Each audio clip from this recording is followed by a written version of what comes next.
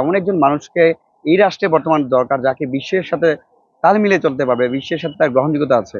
সেই জন্য কিন্তু আমরা ডক্টর ইউনূস আহমেদকে অন্তর্বর্তীকালীন সরকারের প্রধান উপদেষ্টা হিসাবে অনেক আগেই ঘোষণা করেছি। পাশাপাশি যে আরো যে সেক্টর গুলো আছে, সেটা আমাদের বৈষম্যবিরোধী ছাত্র আন্দোলনের নেতৃবৃন্দের সাথেই সমন্বয় করে বাকি বিষয়গুলো আনা আনা হয়েছে। এবং এমন মানুষগুলো নিয়ে এসেছি যেখানে শিক্ষা খাতে উন্নতি হতে পারে, স্বাস্থ্য খাতে উন্নতি হতে পারে, কারিকুলাম যে হয়ে গেছে সেগুলোকে আবার ডেভেলপ করতে পারি, এবং আইন এবং বিচার মন্ত্রণালয়ের যে একটা গুরুত্বপূর্ণ বিষয়, সেখানেও যেন কন্ট্রিবিউট করার মতো লোক থাকে। এবং আমরা মনে করি এই দেশের ধর্ম বর্ণ নির্বিশেষে সকল মানুষে বাস করতে পারবে। সেই জন্য আমরা সংখ্যালঘু যারা আছে সেই সম্প্রদায়ের মানুষগুলো নিয়ে আসছি। একই সাথে আমরা আলেম সমাজ যারা আছে, বাংলাদেশের বিশাল বড় একটা অংশ তারা আছে, তাদেরকেও আমরা এখানে নিয়ে আসছি। আমাদের যে বর্তমানে অন্তর্বর্তীকালীন সরকার, সেখানে শিক্ষক আছে, আইনজীবী আছে, অর্থনীতিবিদ আছে, এবং সবচেয়ে গুরুত্বপূর্ণ হিসেবে বাংলাদেশের ইতিহাসে এই প্রথম ছাত্রদের প্রতিনিধিত্ব হচ্ছে। যে ছাত্র প্রতিনিধি হিসাবে অন্তর্বর্তীকালীন সরকারের উপদেষ্টা হিসাবে আমাদের আসিফ মাহমুদ এবং নাহিদ ইসলাম থাকছে। তার মানে আমরা মনে করি যে 2024 সালে যে ছাত্র এবং নাগরিকদের যে একটা অভ্যুত্থান হয়েছে, এই অভ্যুত্থানটাকে ধরে রাখার জন্য আমরা রাষ্ট্রের মধ্যেও ছাত্র এবং নাগরিকদের সমন্বয় করেই এই বর্তমানে অন্তর্বর্তীকালীন সরকার গঠন করা হয়েছে। 250-টিরও বেশি ডিজাইন অপশন নিয়ে ওয়ালটন স্মার্ট ফ্রিজ, বোঝে আপনার প্রয়োজন।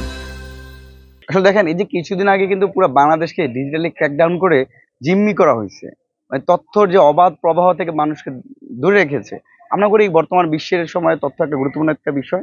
সেক্ষেত্রে এইরকম এক্সপার্ট যারা আছে, আমরা মনে করি নাহিদ ইসলাম সেখানে খুব ভালো একটা গুরুত্বপূর্ণ ভূমিকা রাখতে পারবে। একই সাথে ছাত্র সমাজ, যুব সমাজের সাথে খুব কানেক্টেড একটা বিষয় হচ্ছে ক্রীড়া মন্ত্রণালয়ের যে বিষয়টা। সেখানেও বাংলাদেশে দেখেন বিগত সময়ে Bangladesh cricket board, football academy থেকে শুরু করে বিভিন্ন জায়গায় আমরা স্বজনপ্রীতি, দুর্নীতি দেখতে পাচ্ছি। সেই জায়গাগুলোকে যদি আমরা মেকআপ করতে পারি, তাহলে আমরা মনে করি বাংলাদেশের এই তারুণ্যের যে বাংলাদেশের কথা বলছি আমরা, সেই তারুণ্যের বাংলাদেশের সেই জায়গাটা গুরুত্বপূর্ণ ভূমিকা রাখতে পারবে বলে আমরা বিশ্বাস করি। কারণ এই দুইজন উপদেষ্টাই কিন্তু পুরো বাংলাদেশকে বদলে দিয়েছে। এই বাংলাদেশে কিন্তু অনেক বড় বড় রাজনৈতিক দল আছে, গত 15 বছর কিন্তু তাদের আহ্বানে ছাত্র জনতা সেভাবে নামে নাই। কিন্তু তাদের এই যে বৈষম্যবিরোধী ছাত্র আন্দোলনের প্রত্যেকটা নেতৃবৃন্দুর আহ্বানে কিন্তু দেশের কৃষক, শ্রমিক, মেহনতি মানুষ, শিক্ষক, আইনজীবী, বুদ্ধিজীবী থেকে শুরু করে সকল শ্রেণী পেশার মানুষ তাদের জীবন রিস্ক নিয়ে কিন্তু রাস্তায় নেমেছে। তারা এদেশের মানুষই কিন্তু তাদেরকে নেতা বানিয়েছে। আমরা এসেছিলাম সরকারি চাকরি পেতে, কিন্তু আজকে তাই এই দেশের জনগণই তাদেরকে সরকারের একটা জায়গায় নিয়ে গেছে তাদের গুরুত্বপূর্ণ ভূমিকা পালন করার কারণে। ইন্টারিম গভর্নমেন্টের সেখানে কিন্তু একটা ছোট ছোট একটা ফর্ম, সেক্ষেত্রে আমরা এখানে এনশিওর করতে চেয়েছি যে ছাত্র প্রতিনিধিদের যেন একটা অংশগ্রহণ থাকে, সেটা আমরা করেছি। পাশাপাশি আমাদের যে কমিটমেন্ট, আমরা বাংলাদেশের যে পরতে পরতে অন্যায় অনিয়ম দুর্নীতি হচ্ছে, সেগুলোর বিরুদ্ধে আমরা কাজ করব। বৈষম্যবিরোধী ছাত্র আন্দোলনের সকল সমন্বয়কেই আমরা যেই মন্ত্রণালয়গুলো আছে, যারা আছে সরকারের অন্তর্বর্তীকালীন উপদেষ্টা, তাদের সাথে সমন্বয় করে আমরা কাজগুলো করা হবে, এবং তারাও আমাদের সহযোগিতা চেয়েছে। আমরা কাউকে ঢুকতে দিচ্ছি না, বিষয়টা এরকম না। আমরা স্পষ্ট করে বলেছি, শেখ হাসিনা সরকারের পতন হওয়ার আগেও যখন আমাদের 9 দফা দাবি ছিল, সেখানে আমরা স্পষ্ট করে বলছি দলীয় দাসত্ব এবং লেজুর ভিত্তিক ছাত্র রাজনীতি নিষিদ্ধ করতে হবে। মানে একটা দলকে রিপ্রেজেন্ট করবে, ক্যাম্পাস সার্বজনীন সবার থাকবে, কিন্তু এখানে যদি একটা দলের পারপাস সার্ভ করে, তখন কিন্তু স্বাভাবিক সাধারণ শিক্ষার্থীরা সেটা ভালোভাবে নিচ্ছে না। তা আমরা যারা সাধারণ শিক্ষার্থী আছে এবং নিয়মিত শিক্ষার্থী, এই ক্যাম্পাস সবার, ঢাকা কলেজ, ঢাকা বিশ্ববিদ্যালয় থেকে শুরু করে প্রত্যেকটা বিশ্ববিদ্যালয় ক্যাম্পাস কিন্তু সাধারণ শিক্ষার্থীদের। এখানে যারা সাধারণ শিক্ষার্থী আছে, নিয়মিত শিক্ষার্থী আছে, তারা অবাধে চলতে পারবে, তারা শিক্ষার যে কোনো জায়গাতে তারা ভূমিকা রাখতে পারবে। কিন্তু এখানে যদি দলীয় দাসত্ব করতে যায়, লেজুর ভিত্তিক রাজনীতি প্রভাব করতে চায়, সেটা ছাত্র রাজনীতি অবশ্যই এই সাধারণ শিক্ষার্থীরা তার প্রতিহত করবে, যেটা আমরা বিগত সময় ছাত্রলীগের প্রতিহত করার মাধ্যমে আমরা দেখতে পেয়েছি।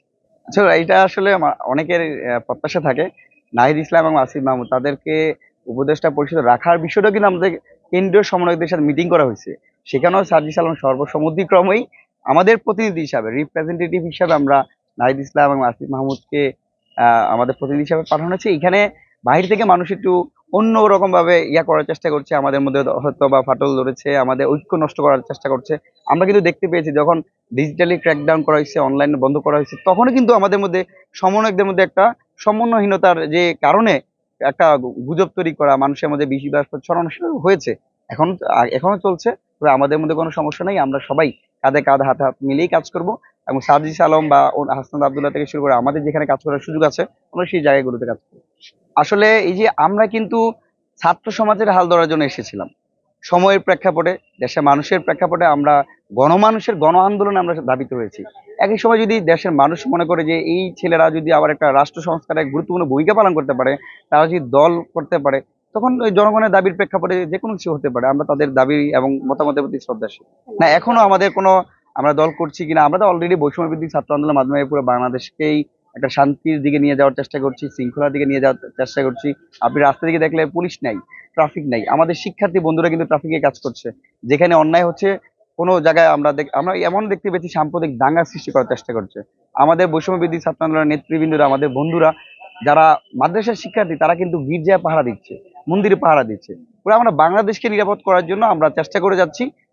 অদূর ভবিষ্যতে যদি আরো বড় পরিসরে এদেশের মানুষ মনে করে যে আমাদের একটা রাজনৈতিক দল করার প্রয়োজন, তখন সে তো সেই সময় প্রেক্ষাপটে হয়তো করা হতেও পারে।